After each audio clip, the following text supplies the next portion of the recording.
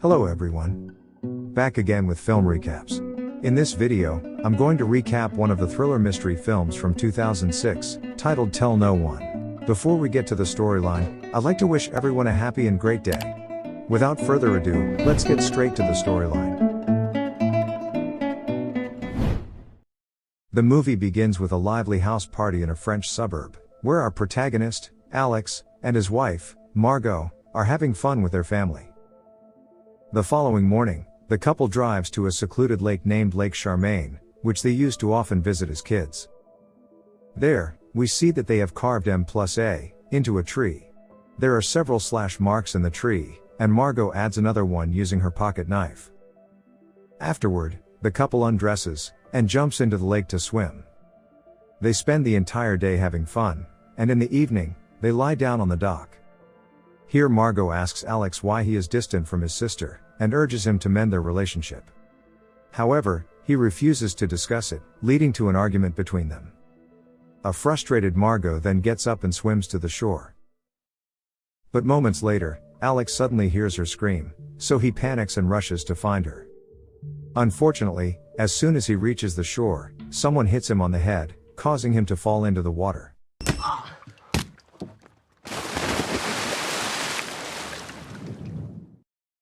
The scene then shifts to 8 years later, where we see that Alex is now a pediatrician. It turns out that Margot has been dead since the lake incident, however, he is still grieving for her and unable to move on.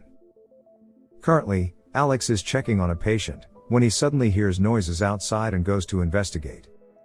It turns out that a local thug named Bruno has come to have his son treated, and he is refusing to see anyone except Alex. It is revealed that the child is hemophiliac, and Alex has been treating him for the past 3 years. Seeing Bruno causing havoc, Alex calms him down and immediately takes his son for a checkup. Afterward, during his lunch break, Alex meets a woman named Helene, who is his close friend and also his sister's lover. He informs her that he plans to meet Margot's mother soon, because her death anniversary is approaching. Hearing this, Helene feels annoyed and advises him to move on from Margot, as it has already been 8 years. Later, when Alex returns to his office, he suddenly receives an email with the subject M+A, followed by several slash marks. The email contains a link, but when he tries to open it, he is unable to do so. Just then, his assistant arrives and informs him that a police officer wants to meet him. In the next scene, Alex arrives at his sister, Anne's place, where she is practicing horseback riding. Afterward, the two head inside and meet a police officer. The officer informs them that while digging near Lake Charmaine, 2 male bodies have been found in the forest. The men remain unidentified, so they need the siblings' signatures to excavate further on the family's property. The officer adds that they found a baseball bat with the bodies, containing type B positive blood, a rare blood type Alex possesses, pissing him off. In the past, Alex was cleared of Margot's murder, because the crime was later linked to a serial killer who only kills women. However, it doesn't make sense that Alex got knocked unconscious into the water, and later found unconscious on the docks, or who made the anonymous 911 call. Therefore, the police officer requests a DNA test on Alex to investigate further. Alex becomes angry and can't believe he is being accused of killing his wife. The following day, it is the anniversary of Margot's death, and Alex is feeling very restless and sad. He checks his email again and opens the previous link, which now successfully opens. It turns out to be a webcam located at a shopping mall. While he is watching, he is horrified to see a woman who looks exactly like Margot in the footage. She looks at him with a worried expression, before suddenly walking away. During this time, Alex receives another email, in which she mentions a username and password for an email account, warning him not to tell anyone, as they are watching her every move. That afternoon, Alex goes to visit Margot's parents. He talks with Margot's father, who was the chief officer in charge of handling Margot's case. Alex asks him how he identified his daughter's body, and if her face was clearly visible. Margot's father claims that her face was bruised, but he could still recognize her. Alex continues to probe him with further questions, but this irritates and offends his father-in-law that he eventually asks Alex to leave. In the evening, Alex goes straight to Helene's apartment, and shows her the email and the ongoing CCTV footage. Helene wonders where the place could be, but he claims that it is not in France because it's still daylight. During this time, we see Anne participating in an equestrian meet, sponsored by a rich man named Gilbert Neuville. The event is in honor of his son, Philip Neuville, who was an equestrian and died 8 years ago. Later, when Alex returns home, he continues to watch the webcam footage, feeling confused after 8 years. Meanwhile, in another location, a guy named Bernard and his accomplice are also watching the same footage. It turns out that they have hacked Alex's computer, and are updated about each email he receives. The following day, while heading to work, Alex is stopped by a detective named Lev Kowich, who wants to interrogate him. Lev Kowich asks him if he used to beat his late wife. Hearing this, Alex is horrified and denies ever laying a hand on her. The detective then shows him some pictures in which Margot is badly bruised all over her body, but Alex maintains his claim that he never hurt her. Later on, Alex meets with a high-profile attorney named Elizabeth, who has been hired by Helene. He tells her about the photos the police showed him and claims that he never hurt his wife. Alex also explains that Margot was once in a serious car accident, and suggests that maybe she took those pictures for her insurance claim. After this, Alex goes to meet a photographer named Charlotte, who used to be Margot's best friend. He asks if she took those bruised pictures, but Charlotte denies it. He then inquires about the accident because Charlotte was with Margot that day. But she admits that there was no accident, and that Margot just showed up bruised, and Margot asked her to claim that she was in an accident with her. Alex is surprised to hear all this. When Alex gets back to his apartment, he looks through Margot's old boxes and finds her daily planner from 8 years ago. There, he sees an appointment marked with the initials PF. When he calls the number, a woman answers for a lawyer named Pierre Ferrault, who is not in the office. In the meantime, Detective Lev Kowich and his partner meet Margot's parents, and show them the bruised pictures of their daughter. They suspect that Alex might be behind this, but Margot's mother claims that he would never do such a thing. Still, Detective Lev Kowich claims that Alex might have murdered Margot for the £200,000 life insurance policy. They are also confused about how he got to the shore if he was knocked unconscious. The detective discloses that these photos were found in a safe deposit box under her name, and that the key was in the pocket of one of the dead men found at the lake. Hearing this, Margot's father is left speechless. That evening, Bernard and a female assassin approach Charlotte in her studio. They attack her and demand information about Margot's whereabouts. Meanwhile, Alex is at home with Helene, trying to open the webmail account using the username and password provided in the previous email. This doesn't work, but then they discover that Alex's computer is being hacked by someone else. On the other hand, Bernard and his accomplice eventually kill Charlotte after realizing that she doesn't know anything.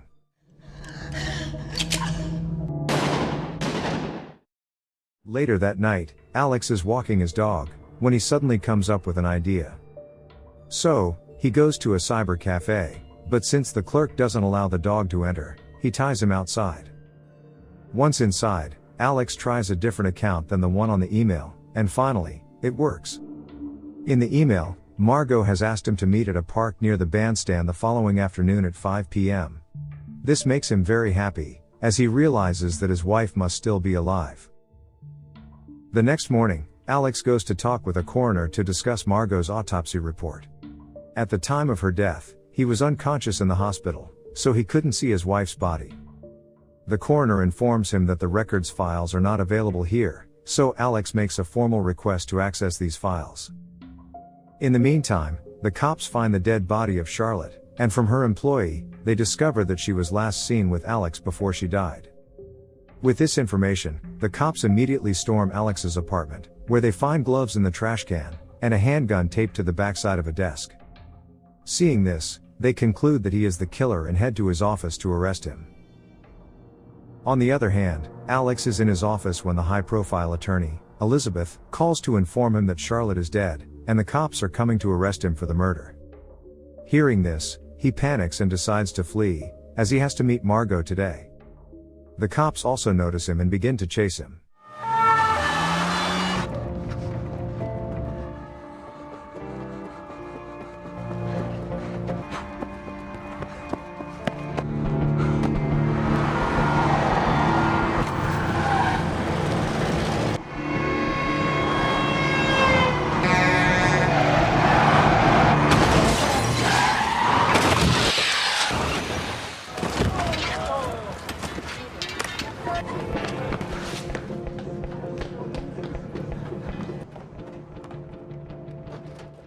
Luckily, Alex eventually outsmarts them, and hides in a trash can. After the cops leave, he calls one of his patient's father, Bruno, and asks for his help. Bruno immediately arrives to help him, as he feels indebted to Alex for saving his son's life. Afterward, the two visit the office of Pierre Ferrault, the lawyer whose number was found in Margot's day planner. Alex asks him about his connection with Margot. Here, Pierre admits that he had represented a local thug named Elio Gonzalez, who was accused of killing Philippe Neuville, the son of well-known Gilbert Neuville. Margot came forward as Elio the suspect's alibi on the night of Philippe's murder, claiming she was counseling him. At first, she claimed that she was professionally counseling Elio, but later admitted they were having an affair for 2 months, and Alex cannot believe that his wife cheated on him. Later, he and Bruno track down Elio, asking about his relationship with Margot, and Elio continuously boasts about how he slept with Margot. Alex then lies and claims it's not true, because she was with him the night Philippe Neuville was murdered. He states that he can prove it in court and threatens to send Elio to jail. Feeling threatened, Elio admits that he actually didn't have an affair with her and that he didn't kill Philippe either. Margot only helped him to be released from the murder charges. Later on, at 5 p.m., Alex arrives at the park to meet Margot. However, unknown to him, Bernard and his accomplices are also present to apprehend her. Shortly after, we see Margot actually arrive wearing sunglasses, but she notices the assassins waiting for an opportunity to get to her. This scares her, so she decides to leave without meeting Alex. During this, Alex catches a glimpse of her from behind and starts to follow her. Unfortunately, he is soon captured by Bernard's group. The thugs force him into a van, where they begin to torture him. The female assassin demands to know Margot's whereabouts from Alex, but he insists he has no clue. She tries to kill him, but then Lève-toi!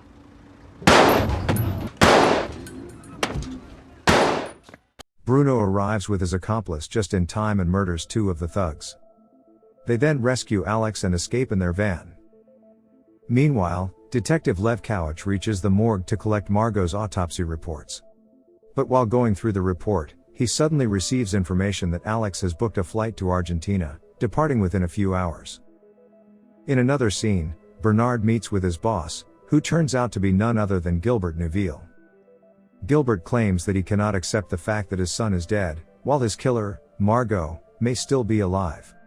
So, he orders Bernard to find her as soon as possible and put an end to her. Elsewhere, the police hurry to the airport to apprehend Alex, but they find that the ticket booking was made by Margot, who reserved 2 seats. They hurry to catch her before she boards the plane. Meanwhile, Margot is at the boarding gate when she sees the news on TV about her best friend Charlotte's death, and the fact that her husband is the prime suspect. This devastates her, so she changes her mind, and decides to help her husband get out of this situation, leaving the airport before the cops can get to her. That evening, Alex calls Elizabeth, and informs her that he can prove he didn't kill Charlotte. Meanwhile, Detective Lev Kowich meets with Helene, and asserts that he knows Alex didn't murder his wife. He shows her the autopsy report, and reveals that Margot's photos have been removed from all the files. Moreover, the report indicates that she was a heroin addict, despite the fact that Margot had never used drugs in her life. When Helene returns home, and finally admits to her that she is the one who took the bruised photos of Margot, and reveals that it was Philippe Neuville who had beaten her. Helene is furious, and demands to know why and didn't reveal this earlier. And tearfully apologizes, and explains that Margot asked her not to. Here Helene accuses her of protecting Gilbert Neuville, as she works for him and rides his horses, and then ends up slapping Helene. Meanwhile, Elizabeth meets with a district attorney, and shows him a picture of Alex's dog outside the cyber cafe. She explains that there are witnesses to prove that Alex was in the cyber cafe, the night of Charlotte's murder, which proves that Alex is innocent. The next day, Anne confesses everything to her brother, and apologizes for not revealing the truth about the photos earlier. Detective Lev Kowich also arrives there, and shows him the autopsy report. As Alex reviews it, he is shocked to discover that the deceased woman is significantly taller than Margot. However, the dead woman's photos are missing, believed to have been stolen by Margot's father, who was the chief cop at the time. In the next scene, Alex decides to confront his father-in-law. But then, upon arriving at the house, Margot's father holds him at gunpoint and instructs him to sit down. He then reveals that 2 months before the lake incident, a child from the Neuville Foundation orphanage approached Margot and informed her that Philip Neuville had been assaulting the children there. Therefore, Margot invited Philip to her house to confront him about his actions. Her father was also outside the door, waiting for Philip to confess so that he could arrest him. But instead, Philip became aggressive and brutally started beating her. The father couldn't stand seeing her daughter get beaten up like that, so he killed Philip with a shotgun. During this, it is revealed that the police are listening to Margot's father's confession via a wire worn by Alex. But then, their wiretap suddenly cuts off and is filled with noise. Moments later, the microphone starts working again. The father then disposed of the body to frame the thug, Elio Gonzalez, who lived at the home of the Children's Trust. However, Margot refused to let Elio take the blame for something he didn't do, so she provided an alibi to get him off. She then placed the photos of herself beaten up in a safe deposit box, and contacted Gilbert to warn him that she was holding incriminating evidence against his son Philippe.